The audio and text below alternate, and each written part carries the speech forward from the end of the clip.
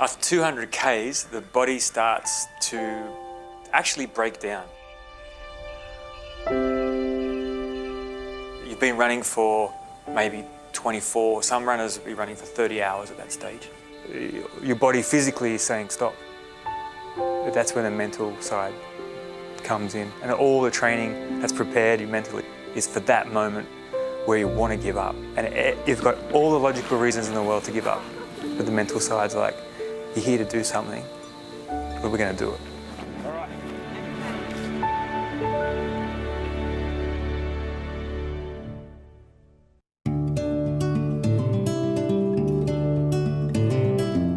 So when I tell people, when people ask me what I do and I tell them, they just, I would get the same responses all the time. Haven't you got a car? I get tired driving that far. You've only got a certain number of heartbeats in your life, so you're wasting them. It's really about self-discovery for me. It's really about how far can I push the limits of what's possible and how much can I do that I believe that I couldn't do in the past. So I never believed I could run a marathon. It wasn't that many years ago. And looking back at the last 4 years, what I've done, it really proves what I can do and therefore what people can do just by having a go and setting a big goal. Carmel's just over 6 months pregnant, so the baby's due 6th of March. We're both in March as well, so all of our birthdays will be in March. Very exciting. I'm going to be a dad. You think running an ultra marathon's hard? That's going to be a challenge.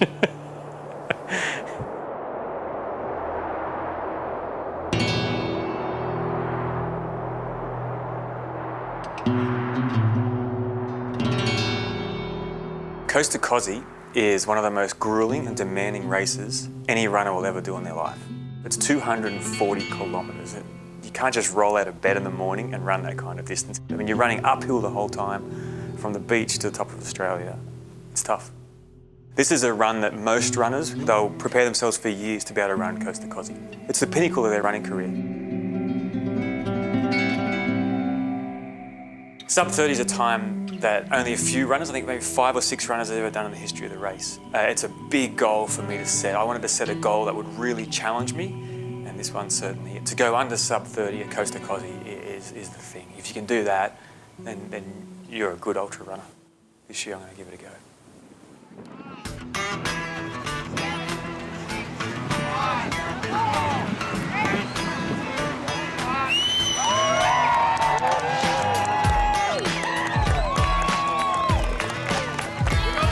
At the start, I remember looking to my left, there's 50 of the best runners from around Australia and the world. From the moment you run up the beach, across the car park, across the highway, you start climbing. And pretty much you're climbing the whole way until you get to the top of Australia.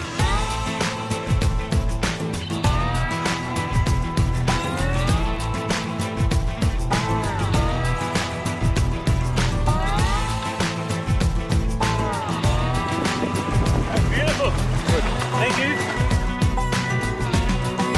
Yay! You look awesome.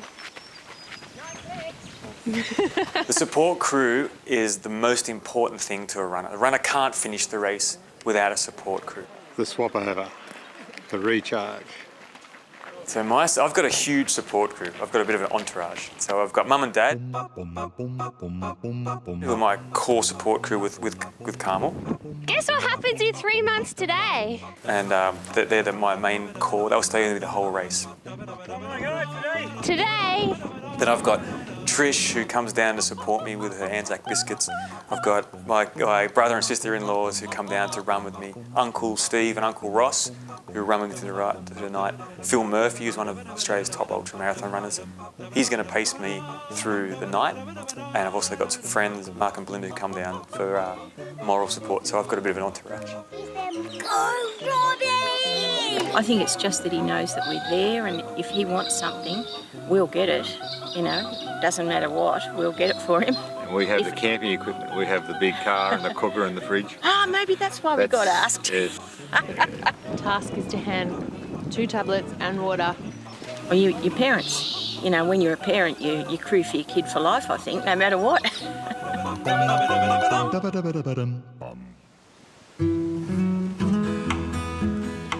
Physical preparation is one thing. Having a training plan that you follow Knowing that you're preparing to run that distance is one thing.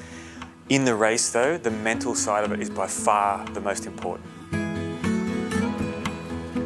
Big Jack Mountain's a 7-kilometre climb, which is tough, and every runner will walk it and take on fluids.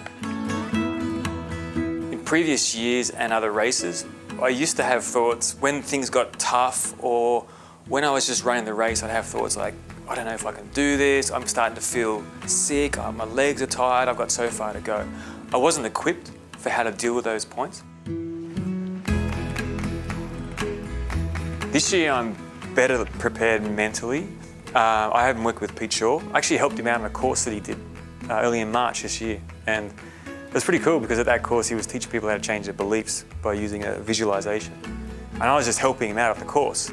I was at the back and I just did the visualization and then got an instant result with my running. Like the very next, I think it was the next day, something changed from that visualization. So I said to him, this is pretty cool. And he said, well, you know, we can do a whole lot more than that. He's looking strong. It's good to have company.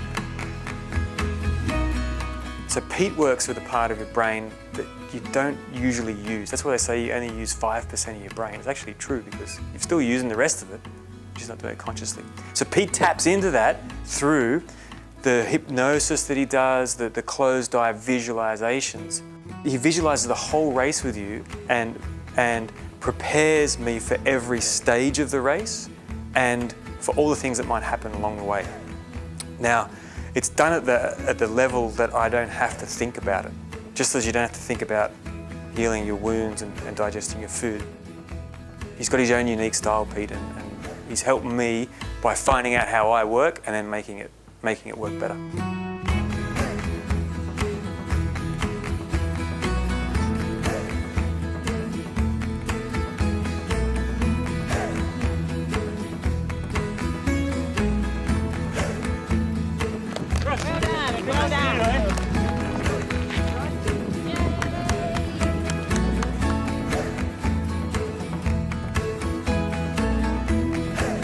Been running for 15 hours and he's still smiling. So having these techniques, it's like a toolbox that Pete teaches you, that if this happens, then you do that. So without those tools, you feel kind of helpless and you feel as though it's going to happen forever. So I know that when I feel that bad, it's only temporary and I've got the tools to get me out of it. And that's what Pete gives you. Pete challenges all of your mind, all of the thoughts and beliefs you have, and starts to undo them, because most of them are untrue, such as, I'm tired and I can't get through this, I can't go on, I need to sleep, this is hard. All of those things Pete unravels with his techniques and gives you the tools that during the race you can use them yourself to keep going, and they work. We were around about 2 hours in front of previous times. You can see the mountains in the background. You know Kosci's out there somewhere, even though it's probably 12 or 15 hours away. See you, Chris. Go, Rob!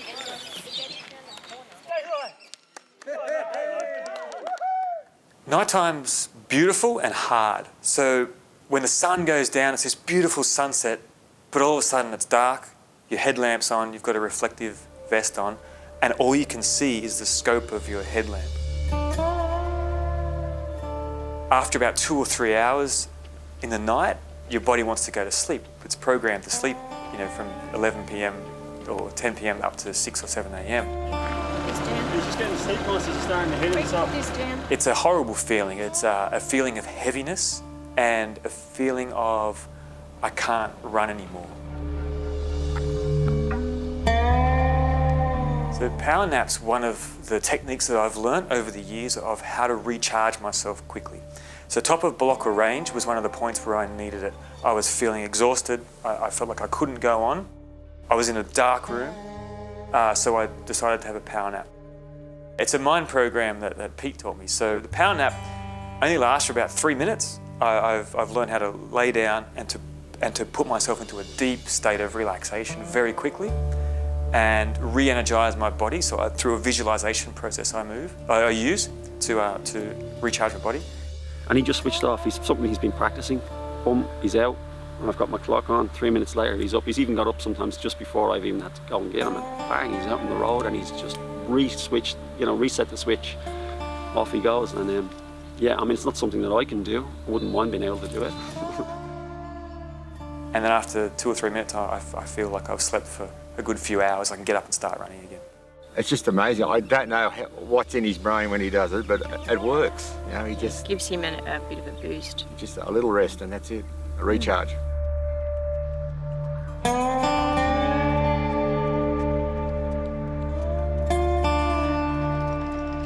Jindabyne's a significant milestone in the race. A lot of the more experienced runners say coast to Kosciuszko, the race starts at Jindabyne, which is funny because it's the 182 kilometre mark. So we ran from the top of Blocker Range. We got to Jindabyne around about 1 a.m. and I was feeling really good. I'd run really solidly through the night. I'd kept my food and my hydration up. And then from Jindabyne, there's a significant climb, which is around about 30 kilometres of uphill walking up the mountains. And it's probably some of the toughest racing that you'll ever do, because you've got 180 odd kilometres in your legs, and all of a sudden you've got 20 kilometres of uphill walking, which will be around about 4 or 5 hours of uphill slogging from Jindabyne. Daybreak. Daybreak. No more sleep monsters for me.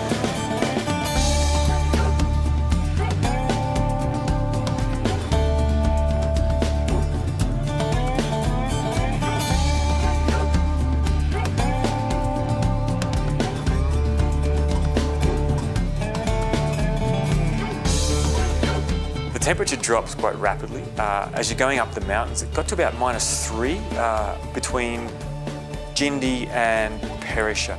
It had been snowing the 3 days before the race, so it was really cold in the mountains, and that's where I kind of came into a bad patch. I know. My muscles had been used to climbing for 4 or 5 hours, and they didn't want to, decided not to run. And I was feeling pretty sick. I just couldn't run. I tried to run and my legs complained and they felt on fire. Every muscle in my body was aching at that stage, and I was in a bad place. And pretty soon after Smiggins, I hit the lowest point in the race.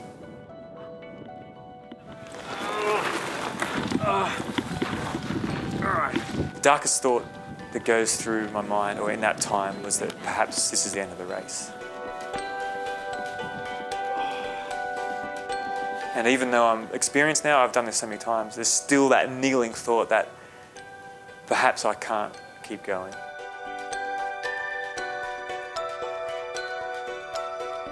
Because sometimes you can't help the runner. You don't know how to help them. You don't know how to help the runner, and the runner knows what they're feeling, but they can't communicate to you how you can help. And often there is nothing you can do at all, except watch and worry. I call it the dark room. It's a place where you're uncomfortable, you're exhausted, you're spent. You've got nothing more to give. But you need to know that it's not going to be forever, that there is a door on the other side of the dark room, and you just need to believe that you're going to come out of it. So I use a phrase, the phrase is, "This too shall pass." And I know that it's not forever. I'm going to feel bad for a while, but I'll come good and I'm going to run well again. And that's the mental side of ultra running. I'm going to get through this and I'll be running well. All right. Okay. Ease off. Go, Robbie!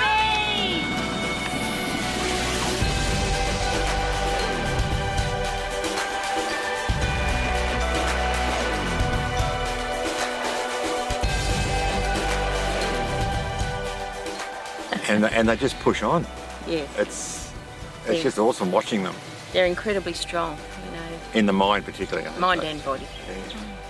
And it was fantastic. He's just such a positive guy and strong mentally, physically, and he's improved out of sight, you know, in terms of his fitness over the last 2 years. I'm confident in my mind I'm going to finish. I want to make it a good finish and finish strongly. We're standing there waiting, and we've got a time plan in our head. We knew when he left, we knew how long it should take him, but conditions yesterday were different.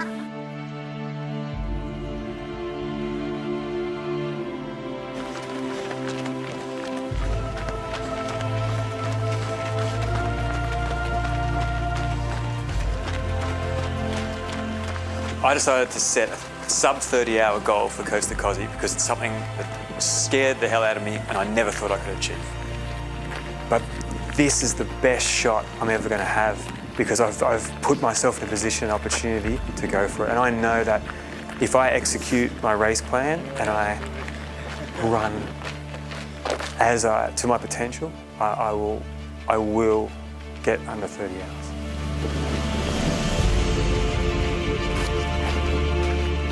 We're thinking, where is he? Is he at the top? Has he got to the top? Is he running back? Where is he? So I've got everyone supporting me. I'm exhausted. I'm elated. I'm emotional. I'm so happy and grateful that everyone's there. Can't wait.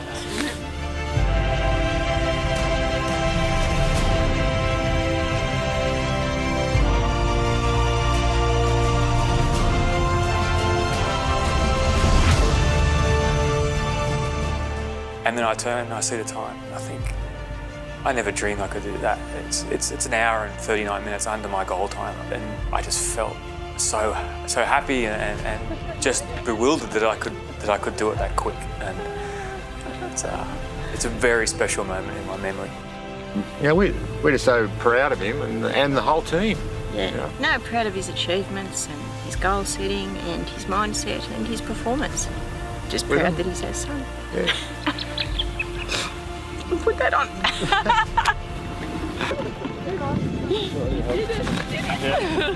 Did it. Mark, you come on. You did it. I never thought I could do anything like this. Never. I don't think I'm anybody special at all. I think that I'm just a normal guy who's set some big goals and who's not afraid to go for them.